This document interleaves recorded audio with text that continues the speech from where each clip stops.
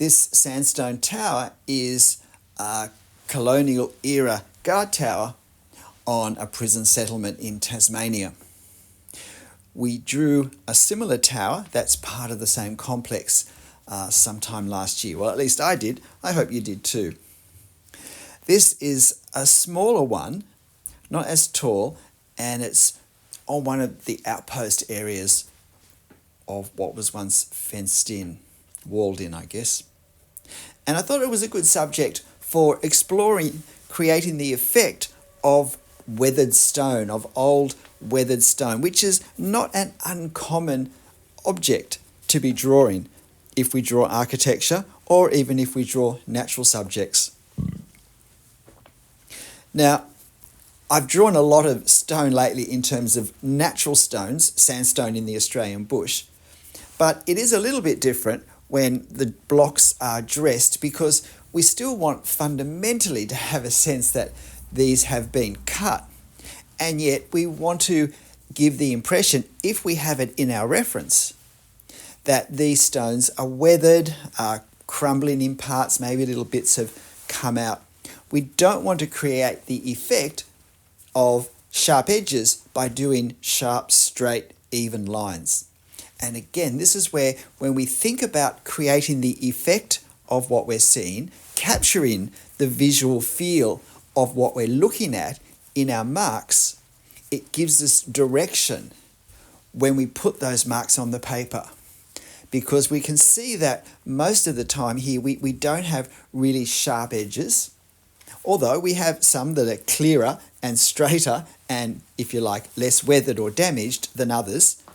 But there is great variety in the way these lines look, and so we want to get that. I'm using a 0.2mm pen, and why not hit the like button for me right now? Help me out before you forget. So you can see my aligning what I'm drawing with what I've already drawn. I started with this upper curve. Now, the thing with this tower is that eye level is down quite low. In fact, it's below the base of the round part of the tower, and it's somewhere towards the lower section of the rubble stone platform that it sits on. So that means that as these curved lines, come down towards the ground, the curve becomes less and less pronounced. I personally find that far more challenging to draw than if I start at the base and work up. I find it easier to slowly increase the curvature of each of these rounded lines. However, I did think it was going to make most sense to start at the top and work down. Partly because the top was probably the most challenging part, and I often like to try and get that out of the way first. But I also thought it was, if you like, cleaner than the tangle of lines and rocks and stones at the bottom. So you can see me placing some dots to try and work out where the courses of sandstone blocks are. And in a scene such as this, in a building such as this, with the blocks of stone being the size they are in a relatively small structure, getting the courses of sandstone fairly accurate is, I think, far more important than it often is. And I want to create the same number of rows of brickwork. The vertical lines aren't as important, but since I've got them on the reference, so to hand, I might as well, where possible, place them as accurately as possible. And you can see where I'm using my finger to just remind myself of which ones I'm looking at, because it is really easy to lose track in a drawing such as this. How many times have we put the wrong thing somewhere because we lost track of what part we were looking at? In fact, I do that when I start to draw the rubble base. I never really intended to draw it exactly, but I must admit I began to draw the effect, draw something similar to what was there sooner than I expected. Now, there's also some shade and shadow on this tower. It's a hot sunny day. It was a very hot day from memory. And we have hatching to do to capture that effect. And I think it's part of the scene. Trying to capture lighting effects is always great drawing practice, even if it's not particularly important for the scene we're drawing. And the way we capture a bright sunny day is to have lots of contrast between white paper and dark or very dark shaded areas, whether we use ink or whether we use hatching, as in this case. You'll notice the direction I'm doing the lines. There is no right or wrong direction. It's simply the one that the artist thinks is going to look most effective. And because I often, with buildings, try and angle the hatch lines with the perspective directions and angles, I did that with the underside of this ledge that comes out. And notice with that ledge, when I first started, I was careful not to do long straight lines, but to do lines that broke and just the odd dots here and there as well. Not because I was closely following what was happening on the actual reference at that level of detail, but I was wanting to capture a similar effect. And then there is that band that comes out, and because it comes out slightly, and because also the course of stonework beneath that band is quite weathered, there's a greater shadow being cast in parts. So this drawing took me a bit longer than usual to draw. It took me almost 45 minutes, and you're watching this at just over double speed. It's double time times 1 1/4 speed again. So if you'd like to watch it slower for some reason, you can use the cog icon that YouTube provides to slow down the video down to 1/4 speed, in fact. So you could actually watch it slower than I drew if you want.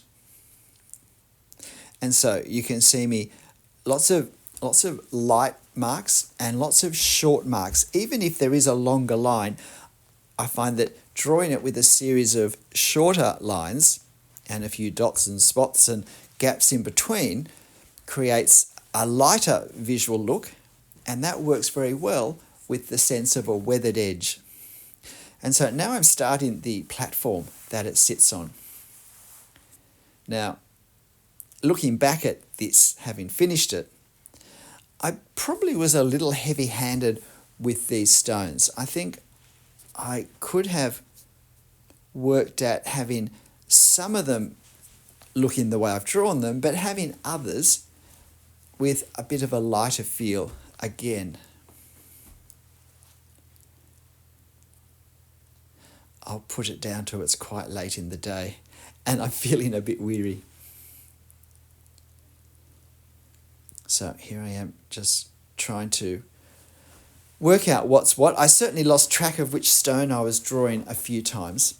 What I find is helpful with this sort of drawing situation, where we have something such as these rubble walls, dry stone walls, in fact they are, although walls has probably been a bit nice to them, is to draw a few that we work hard to capture the feel, the angle, the location, the scale, and preferably choosing both the more visually prominent and the more interesting looking stones, and particularly those that cast interesting shadows or have interesting edges.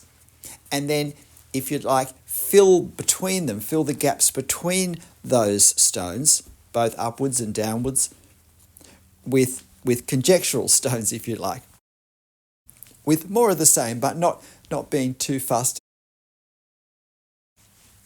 to completely copy what we have in our reference. I finished up with a couple of rows less because my stones also were just a bit too large. And on this scale, with this number of rows, that does make a difference by the time we get to the bottom. The other thing I probably didn't quite do as well as I would have liked is to capture some of the angles of these rows, the helter-skelter feel. More, if we just don't pay really close attention, we tend to lessen angles and we tend to regularize things and make them more straight and symmetrical and even. without even trying. It seems to be part of our nature. So to maintain a bit of a helter-skelter feel to these rows and layers of stone, we actually need to pay more attention rather than less. But it also has to look like it's not going to just crumble under this tower. This tower is a couple of 100 years old, and this stone platform has supported it for that length of time. So it does also need to look secure enough. So these are just some of the challenges that we face when we draw subjects such as this.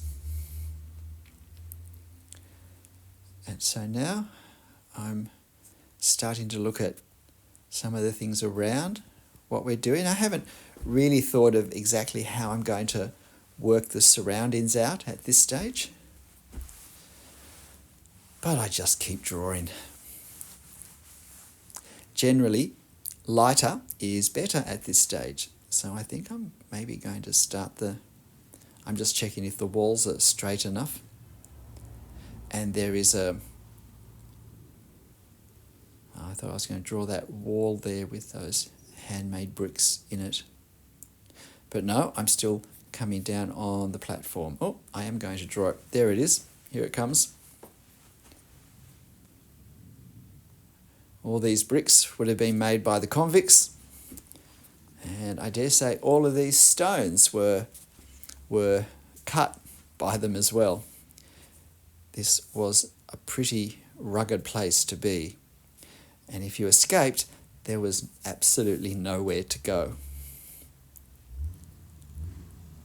And so I want to do this tree that we have, or probably a number of trees that are behind, fairly dark. I don't want to spend much time on them. I want them to be fairly gestural, to feel a bit further back in the depth of plane, but I do want them to be darker so as to push the tower forward a bit, and also just to define that left-hand side. I'm not sure, again, I was quite as successful as I hoped. I think going for this effect has worked better on other drawings. I finished up just making it a bit dark right next to the tower, which did create the feel of a heavy outline rather than of a dark value coming up against it. And look, it wouldn't be hard to make that outline feel less simply by darkening the hatching to the left more, but it's a bit late to do that for the video, so I'll just tell you on the voiceover. And if you're still watching, haven't hit the like button, why not do it now for me? That would be great. And leave me a comment. I would love to hear your experience of drawing this, or is drawing old stone structures and buildings, old weathered stone structures and buildings a favourite subject of yours? Or is it something you tend to stay away from? I've certainly enjoyed drawing bush rocks and bush steps made a very roughly cut rock lately, as I've enjoyed drawing the Australian bush landscape of late, which I've only been able to really do as I've developed my understanding of trying to capture effect with marks. It's given me the tools and the thinking, the way of understanding to make drawing things possible that even a year ago I just would have said, oh, I can't draw that. That's too complex, too hard. There's too much detail there. So much depends on the way we're thinking. If we're not happy with how our drawings are looking, it probably comes from the way we're understanding what the aim and the process of drawing is, because that will determine what sort of marks we make with our pen.